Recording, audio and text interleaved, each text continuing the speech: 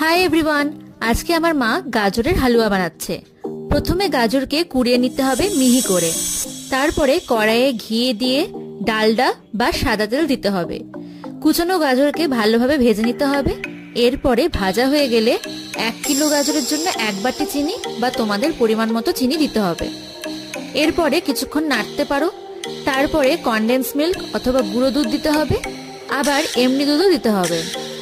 এরপরে বাদাম কুচি, এলাচ গুঁড়ো দিয়ে ভালো করে নাড়তে হবে।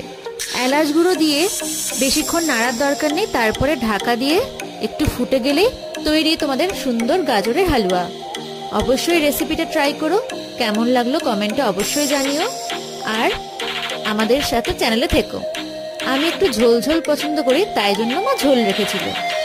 তোমরা গাঢ় পছন্দ করলে গাঢ়ও বানাতে পারো। Thank you for watching my video. খুব সুন্দর হয়েছে।